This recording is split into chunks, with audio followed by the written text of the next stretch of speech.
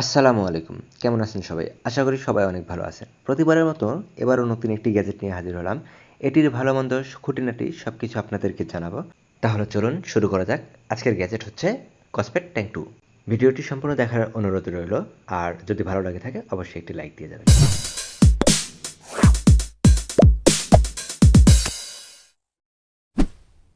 ভিডিওটি আমরা আনবক্সিং দিয়ে শুরু করি। বক্সটি আমার কাছে ভালো লেগেছে। একদম সাদামাটাও না এবং ঝিকঝাকও না। সিম্পলের মধ্যে গর্জিয়াস। বক্সের পেছনে কিছু ইনফরমেশন দেওয়া আছে যেগুলো আমরা প্রথমে দেখে নিই, তারপরে আমরা বক্সটা আনবক্সিং করব। এই ওয়াচটি মিলিটারি স্ট্যান্ডার্ড সার্টিফাইড। তাছাড়া ৭০টির মতো স্পোর্ট মোড রয়েছে। 5 ATM ওয়াটারপ্রুফ, মানে 50 মিটারের বেশি আপনি গভীর পানিতে যেতে পারবেন। তাছাড়া এখানে 410 মিলি অ্যাম্পিয়ার ব্যাটারি রয়েছে, 1.4 ইঞ্চি অ্যামোলেড ডিসপ্লে এবং এর সাথে রয়েছে পুরোটা মেটাল বডি। এর চাইতে বড় কথা হচ্ছে এখানে ব্লুটুথ কলিং আছে এবং অলওয়েজ অন ডিসপ্লে রয়েছে, যেটা আমার কাছে খুবই ভালো লেগেছে। এই স্মার্ট ওয়াচটি সর্বোচ্চ 12টি মিলিটারি গ্রেড টেস্ট সার্টিফাইড। বক্সটি ওপেন করলেই আমরা কিছু নমুনা পেয়ে যাব। তারপর ডান পাশে রয়েছে স্মার্ট ওয়াচ এবং সাথে বেল্ট এবং চার্জিং ডঙ্গল, এবং এটিকে প্রোটেকশন দেওয়ার জন্য রয়েছে একটি ট্রান্সপারেন্ট প্লাস্টিক, যা মোটামুটি অনেক হার্ড ছিল। নর্মালি উপর থেকে কোনো কিছু পড়লেও ওয়াচের কোনো ক্ষতি হবে না। ওয়াচের সাথে যে বেল্টটি দিয়েছে বা স্ট্র্যাপটা দিয়েছে আমার নর্মালি পছন্দ হয় নাই। এটি একটু চিপচিপ লাগে, রাবারটা আমার কাছে খুব একটা পছন্দ হয়নি। চাইলে আরেকটু ভালো দিতে পারতো। তাছাড়া এরপরে আমরা পেয়ে যাচ্ছি স্মার্ট ওয়াচটি। কসপেট ট্যাঙ্ক 2 পুরোটাই মেটাল বিল্ড এবং রেয়ার প্যানেলটা হচ্ছে প্লাস্টিক, যা নর্মালি শক্তপোক্ত আমার কাছে মনে হয়েছে। এরপরে আমরা পেয়ে যাচ্ছি চার্জিং ডঙ্গল। মোটামুটি এটি 1.5 ফিটের মতো লম্বা। চার্জিং ডঙ্গলটি আমার ভালো লেগেছে। এরপরেই আমরা পেয়ে যাব একটি ম্যানুয়াল বুক, যা নর্মালি আমরা ব্যবহার করি না বা পড়ি না। এরপরে সাথে একটি গ্লাস প্রোটেক্টর দিয়ে দেয়, যা আমি ওয়াচে অলরেডি লাগিয়ে রেখেছি। এটি খুবই একটি ভালো কাজ। এই কাজটি প্রতিটি কোম্পানির করা উচিত, কেননা এক একটি ওয়াচের সাইজ এক এক রকম হয়ে থাকে এবং বাজারে গ্লাস প্রোটেক্টর পাওয়া খুব টাফ হয়ে যায়। চার্জিং ডঙ্গলের চুম্বকটা মোটামুটি ভালো শক্তিশালী। আমি হালকাভাবে ঝাঁকি দিয়ে দেখেছি, পড়ে না। যদিও বা খুব একটা জোরে ঝাঁকি দেওয়ার রিস্কটা নেইনি। কসপেট ট্যাঙ্ক 2 এই ওয়াচটির রেস্ট টু ওয়েক ফিচারটি খুব ভালো কাজ করেছে। আমি অন্যান্য যে ২-৩টি ওয়াচ ব্যবহার করেছি সেটির চাইতে অনেক ভালো কাজ করেছে। আমি অন্যান্য স্মার্ট ওয়াচগুলো পরে যখন বাইক চালাই তখন রেস্ট টু ওয়েক অনেক সময় কাজ করে না। ফিজিক্যাল বাটন ট্যাপ করে তারপর আমাকে ডিসপ্লেটা অন করতে হয়। আশা করি যারা বাইক চালান তাদের জন্য এটি ভালো একটি ফলাফল দেবে।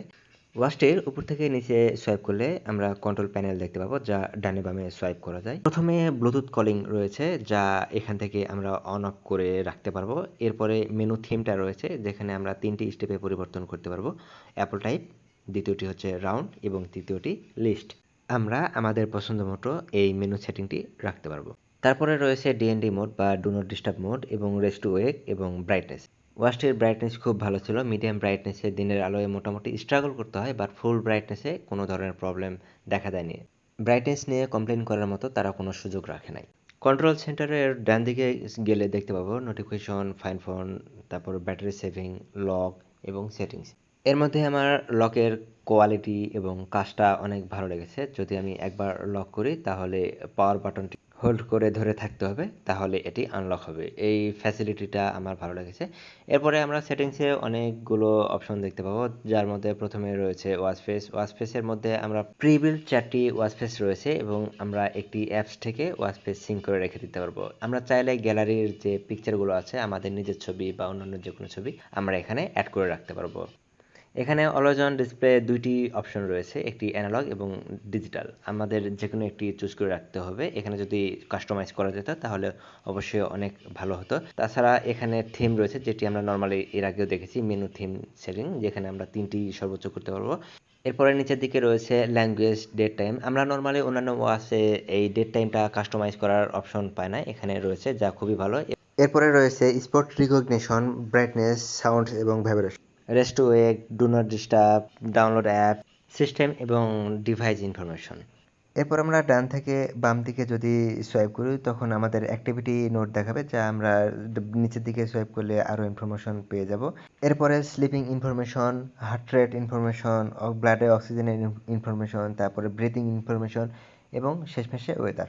আর আমরা চাইলে এখানে আরও কিছু অ্যাড করে রাখতে পারবো যদি আমাদের প্রয়োজন মনে হয়। এরপর যখন আমরা বাম থেকে ডান দিকে সোয়াইপ করব, এখানে অনেক সেটিংস দেখতে পাবো, যা নরমালি প্রথমে ডেইলি যে অ্যাক্টিভিটিগুলো থাকে সেগুলো পেয়ে যাব। তারপরে calling setting, calling history, dial option, যার মাধ্যমে আমরা কাউকে কল করতে চাইলে সরাসরি নাম্বার ডায়াল করে কল করতে পারবো।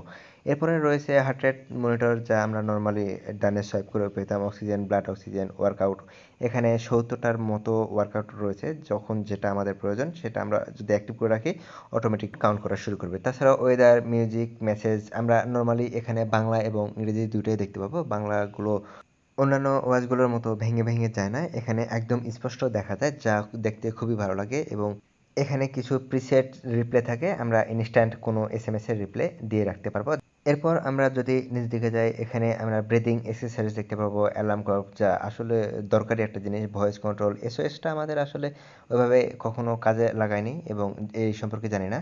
এবং ফ্ল্যাশলাইট আছে, যেটা মোটামুটি কাজ করে যখন আমাদের হাতের পাশে মোবাইল থাকে না, তখন এটি মোটামুটি কাজে দেয়। তারপর রিমোট, ফাইন ফোন, এগুলো। আমার সবচেয়ে পছন্দের এবং প্রয়োজনীয় জিনিস হচ্ছে ক্যালকুলেটর, যা একটাতে রয়েছে। আমার যখন প্রয়োজন পড়ে ক্যালকুলেটর ব্যবহার করা, তখন ফোনটা হাতে নিলে তারপরে ক্যালকুলেটর ইউজ করতে পারি। আমি এই অভাবটা খুব অনুভব করতাম, যেটা এই ওয়াচের মাধ্যমে পূরণ করে দিয়েছে। এরপর যখন নিচ থেকে উপর দিকে সোয়াইপ করি, আমরা যে কোনো ধরনের অ্যাপসের নোটিফিকেশন বা মেসেজগুলো দেখতে পারবো। এখানে যদিও বা রিপ্লাই দিতে পারবো না, যখন এসএমএসটা আসবে তখন আমরা ইনস্ট্যান্ট রিপ্লাই দিতে পারবো। তারপরে নিচে যে স্পোর্ট মোডের যে বাটনটা রয়েছে, সেই বাটনে যদি আমরা ক্লিক করি, আমরা ইনস্ট্যান্ট স্পোর্ট মোডের যে অপশনগুলো রয়েছে সেগুলোতে চলে যেতে পারবো। এখানে অনেকগুলো স্পোর্ট মোড রয়েছে, যা আমরা নর্মালি আগেও বলেছি 70টির মতো স্পোর্ট মোড রয়েছে। যখন যার যেটির প্রয়োজন তখন তারা এটি ব্যবহার করবেন। ওয়াচটির বাম পাশে রয়েছে একটি স্পিকার, যা মোটামুটি ভালো সাউন্ড প্রোভাইড করে।